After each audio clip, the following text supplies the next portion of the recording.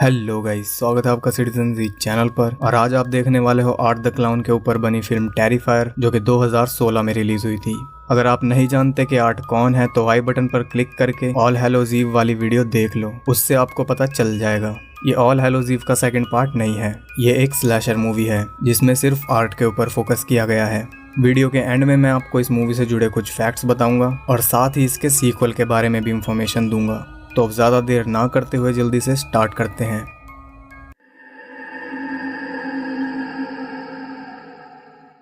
Movie के start में हम देखते हैं मोनिका को, जो कि एक टॉक शो की होस्ट थी और इसी एक्ट्रेस ने ऑल हैलोज ईव में सारा का रोल किया था, लेकिन इसका उससे कोई लेना देना नहीं है। मोनिका पिछले साल हैलोवीन की रात हुए माइल्स काउंटी मैसेकर की इकलौती सर्वाइवर का इंटरव्यू ले रही थी। वो सर्वाइवर बुरी तरह डिसफिगर्ड हो चुकी थी। उस मैसेकर का किलर था आर्ट द क्लाउन, जो कि खुद भी मर गया था, लेकिन मोनिका कहती है कि उसकी बॉडी अगले ही दिन मौत से गायब हो गई थी। वो सर्वाइवर कहती है कि वो मर चुका है और उसने अपनी आंखों से उसे मरते हुए देखा था। लेकिन हम देखते हैं कि ये इंटरव्यू आर्ट भी देख रहा था और वो लात मारकर टीवी को तोड़ देता है। इसके बाद वो तैयारी करने लगता है और हम देखते हैं कि वो उसका रियल फेस नहीं है। वो मेकअप करके क्लाउन के गेटअप में आता है, लेकिन उसका असली चेहरा भी बहुत भयानक है और किसी नॉर्मल इंसान जैसा बिल्कुल भी नहीं है। वो अपने गेटअप में आकर सारे ज़रूरी औजार अपने गार्बेज बैग में भर कर वहाँ से चल देता है। इसके बाद हम फिर से मोनिका को देखते हैं, जो कि ड्रेसिंग रूम में अपने फ्रेंड से बात कर रही थी और टीवी पर वो जिस सर्वाइवर की तारीफ कर रही थी, यहाँ वो उसी की शक्ल का मजाक बना रही थी। उसे पीछे से कुछ आवाज़ सुनाई देती है और वो उठकर चेक करने जाती है। तभी वो लड़की उसे पकड़ लेती है और उसकी दोनों आंखें फोड़कर उसे मार देती है। उसे मारने के बाद वो ज़ोर ज़ोर से हंसने लगती है। इससे हमें पता चलता है कि आर्ट ने उसके दिमाग पर बहुत गहरा असर डाला है और कहीं ना कहीं वो भी उसी के जैसी बनती जा रही है। इसके बाद हम देखते हैं दो फ्रेंड्स को, टेरा और डॉन, जो कि हैलोवीन पार्टी से ड्रंक होकर आ रही थी। वो दोनों डॉन की कार तक जाते हैं और वहाँ वो दोनों बहस करने लगते हैं, क्योंकि डॉन बहुत ज़्यादा ड्रंक थी और टेरा खुद कार ड्राइव करना चाहती थी। तभी आर्ट वहाँ से गुजर रहा था और उसकी नज़र उन पर पड़ जाती है। वो एक सांस उन्हें घूरने लगता है। वो दोनों भी उसे देख लेती हैं और वो अपनी क्रीपी स्माइल उन्हें दिखाने लगता है। डॉन उससे फ्लर्ट करने लगती है। टेरा उसे रोक देती है और इतने में आर्ट वहाँ से गायब हो जाता है। वो दोनों कुछ खाने के लिए एक रेस्टोरेंट में चली जाती है और उनके पीछे पीछे आर्ट भी वहाँ पहुँच जाता है। वहाँ भी वो उन्हें ही घूरता रहता है। जब टेरा उसकी तरफ देखती है तो वो अपनी क्रीपी स्माइल दिखाने लगता है। डॉन उठकर उसके पास जाती है, लेकिन वो उसकी तरफ बिल्कुल भी ध्यान नहीं देता और टेरा को ही घूरता रहता है। तब डॉन ज़बरदस्ती उसके साथ एक सेल्फी ले लेती है। एक वर्कर उसका ऑर्डर लेने आता है, लेकिन वो उसकी तरफ भी ध्यान नहीं देता और उन्हें ही घूरता रहता है। वो वर्कर उसे कहता है कि उसे कुछ ऑर्डर करना पड़ेगा, नहीं तो उसे वहाँ से जाना होगा। आर्ट टेरा के पास जाकर उसे एक रिंग ऑफर करता है और ज़बरदस्ती वो रिंग उसके हाथ में पहना देता है। वो सोचती है कि वो नाइस बिहेव करने की कोशिश कर रहा है। आर्ट वहाँ से वॉशरूम की तरफ चला जाता है। वो दोनों बैठकर पिज़्ज़ा खा रही थी। तभी एक वर्कर धक्के मारकर आर्ट को वहाँ से बाहर निकाल देता है। जब वो दोनों वापस कार के पास जाती हैं तो उन्हें कार का टायर पंचर मिलता है और उनके पास एक्स्ट्रा टायर भी नहीं था। तब टेरा डॉन के फ़ोन से अपनी बहन विक्टोरिया को कॉल करके वहाँ बुला लेती है। वो दोनों कार में बैठकर विक्टोरिया का वेट करते हैं और इस बीच टेरा यही सोच रही थी कि शायद उनका टायर उस क्लाउन ने ही पंचर किया है। डॉन उसे हार्मलेस बताती है और हम देखते हैं कि आर्ट ने उस रेस्टोरेंट के वर्कर के सर को काट कर एक हैलोवीन लैंप बना डाला था, जैसा कि पंपकिन का बनाते हैं। इसके बाद उसने दूसरे वर्कर को भी बुरी तरह मार डाला। टेरा डॉन को कहती है कि उसे टॉयलेट जाना है, लेकिन वहाँ आसपास कोई टॉयलेट नहीं था। तभी एक अपार्टमेंट में से एक आदमी निकलता है और टेरा उसी के पास चली जाती है। वो उससे वॉशरूम यूज़ करने के लिए पूछती है और वो उसे अंदर ले जाता है। वो उसे बताता है कि उसका नाम माइक है और वो एक पेस्ट कंट्रोल वर्कर है। उस जगह पर चूहों की प्रॉब्लम थी। माइक टॉयलेट को रैट फ्री करके वहाँ से चला जाता है।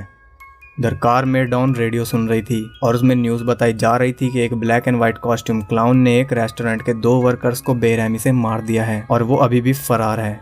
ये सुनकर डॉन बुरी तरह डर जाती है। तभी कार का दरवाज़ा खुलता है और टेरा अंदर आकर बैठ जाती है।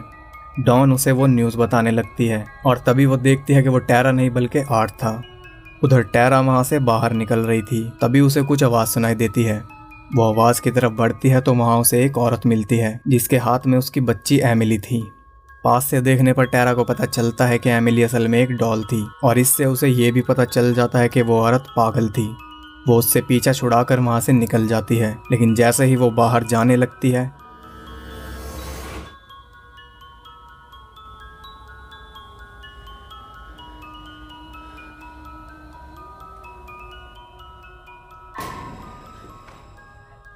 टेरा वहाँ पर छुप जाती है और आर्ट उसे ढूंढने लगता है। कुछ देर बाद टेरा को लगता है कि वो चला गया, तभी वो पीछे से टेरा का पैर पकड़कर उसे स्केपल से काटने लगता है। किसी तरह वो खुद को छुड़ाकर भाग जाती है, लेकिन भागने का कोई रास्ता नहीं था, इसलिए वो एक हथियार लेकर वहीं छुप जाती है। आर्ट उसे ढूंढते हुए बिल्कुल उसके पास आ जाता है, लेकिन वो चुपचाप बैठी रहती है और वो वहाँ से चला जाता है। मौका देखकर वो वहाँ से निकलने की कोशिश करती है, लेकिन आर्ट ने मेन डोर लॉक कर दिया था।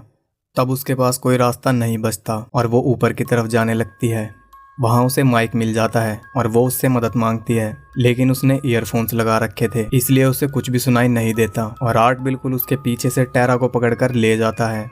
वो उसे इंजेक्शन लगाकर बेहोश कर देता है। जब उसे होश आता है तो वो खुद को एक चेयर से बंधा पाती है और आर्ट बिल्कुल उसके पास बैठा था। वो एक हथियार लेकर उसके पास आता है, लेकिन उसे नहीं मारता, वो उसे डरा रहा था। फिर वो एक आरी लाकर उसके गर्दन पर रख देता है, लेकिन वो उसके लिए नहीं थी। वो जाकर सामने लगा पर्दा हटा देता है और वहाँ उसने डॉन को उल्टा लटका रखा था। वो उस आरी से डॉन को बीच में से काटने लगता है और टेरा उसे ऐसा करते हुए देखती है। धीरे धीरे वो उसे पूरी तरह बीच में से काट देता है। टेरा खुद को बचाने की कोशिश करती है। वो उस चेयर को तोड़कर खुद को आज़ाद कर लेती है। आर्ट उसकी तरफ बढ़ता है, लेकिन वो उसकी कमर में चाकू घुसाकर वहाँ से भाग जाती है। आर्ट एक चाकू लेकर उसे ढूंढने लगता है, लेकिन इस बार छुपने के बजाय वो पीछे से उसके ऊपर हमला कर देती है। वो मार मार कर उसका बुरा हाल कर देती है। टेरा सोचती है कि अब वो आर्ट को मार देगी और तभी आर्ट एक गन निकालकर टेरा के पैर में गोली मार देता है। वो फिर भी हिम्मत ना हारते हुए वहाँ से निकलने की कोशिश करती है। तब वो उसे दोबारा शूट कर देता है। इतने से भी उसका मन नहीं भरता, तब वो टेरा के चेहरे में गोली मार देता है। फिर भी टेरा जिंदा बची हुई थी। वो दोबारा उस पर गोली चलाता है, लेकिन उसकी गोलियां ख़त्म हो चुकी थी। वो दूसरी मैगजीन लाने के लिए जाता है। तभी विक्टोरिया भी वहां पहुंच जाती है। कार में उसे कोई नहीं मिलता और अपार्टमेंट का दरवाज़ा भी लॉक था। तब वो डॉन के फ़ोन पर मैसेज करती है और बदकिस्मती से तब आर्ट उसके फ़ोन के पास ही बैठा था। वो उसका मैसेज पढ़ लेता है और उसे रिप्लाई करके पीछे के दरवाजे से अंदर बुलाता है। इसके बाद वो टेरा के पास जाता है, लेकिन पहले वो डॉन के फ़ोन में उसके साथ एक सेल्फी लेता है, क्योंकि रेस्टोरेंट में डॉन ने भी उसके साथ सेल्फी ली थी। इसके बाद वो टेरा के पास जाता है और पूरी मैगजीन उसके चेहरे पर खाली कर देता है। अब आप सोच रहे होंगे कि मूवी तो अभी आधी पड़ी है और मेन कैरेक्टर्स मर गए, अब आधी मूवी में क्या दिखाया जाएगा। तो ये ही इस मूवी की खास बात है। मेन कैरेक्टर्स के मरने के बाद अब इसमें साइड कैरेक्टर्स को मेन बनाया जाएगा। कैसे, वो आप अभी देखोगे। वो पागल औरत टेरा को शूट करते हुए आर्ट को देख लेती है। वो सीधा ऊपर माइक के पास जाती है और उसे सब कुछ बता देती है, लेकिन उसकी बातें सुनकर वो उसे पागल समझता है, जो कि एक तरह से ठीक भी था। वो उससे पीछे छुड़ाकर वहाँ से चला जाता है और अपने कोवर्कर को कॉल करता है। तभी पीछे से आर्ट एक हथौड़ा उसके सर पर दे मारता है और उसका फ़ोन भी तोड़ देता है। वो औरत एमिली को देखने जाती है और वो उसे वहाँ नहीं मिलती।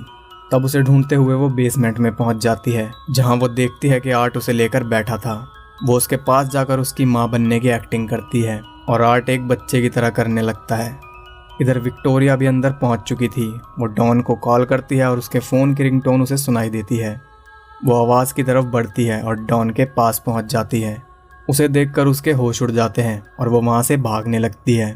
तभी उसे किसी के चिल्लाने की आवाज़ सुनाई देती है। वो सोचती है कि शायद वो टेरा है। वो उसे बचाने जाती है।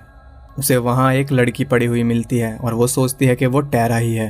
तभी साइड में पड़ी हुई वो औरत उससे मदद मांगती है और हम देखते हैं कि आर्ट ने उसकी स्कैल्प और बाकी बॉडी पार्ट्स भी निकाल लिए थे, लेकिन उसने उनका किया क्या। और जब वो औरत वहाँ पड़ी है तो एमिली के पास कौन है?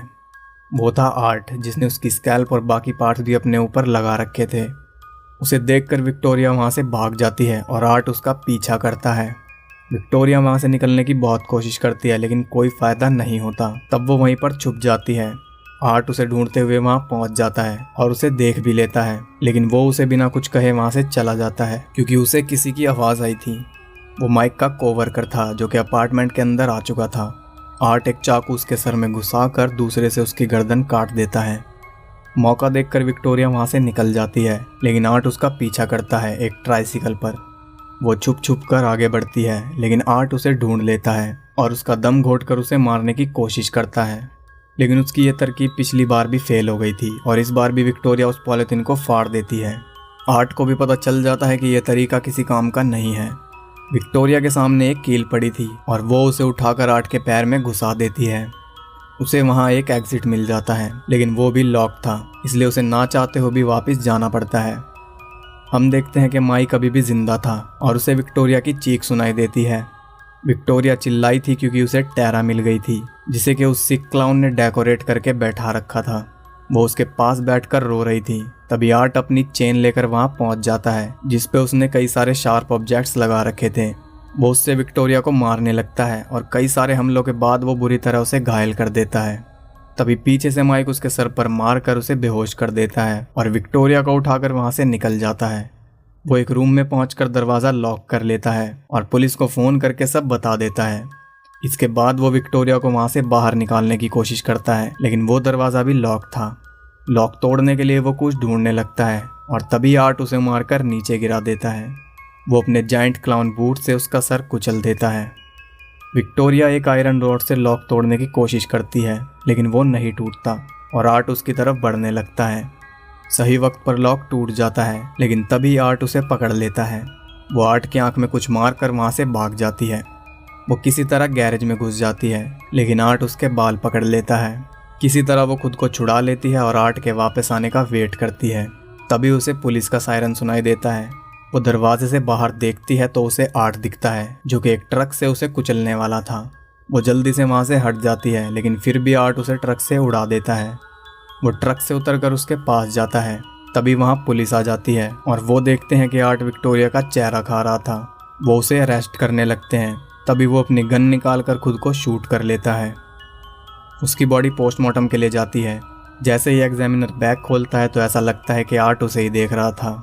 अचानक वहाँ कुछ होने लगता है और आर्ट उठकर उस एग्जामिनर को पकड़कर मार देता है। इसके बाद हमें सीधा 1 साल बाद का सीन दिखाया जाता है, जहाँ एक पेशेंट को हॉस्पिटल से डिस्चार्ज किया जा रहा था। वो विक्टोरिया ही थी, जो कि इतने सब के बाद भी जिंदा बच गई थी। लेकिन जैसे ही हमें उसका चेहरा दिखाया जाता है तो हमें पता चलता है कि विक्टोरिया ही वही लड़की है जिसका मोनिका मूवी के स्टार्ट में इंटरव्यू ले रही थी और उसने मोनिका को मार भी दिया था।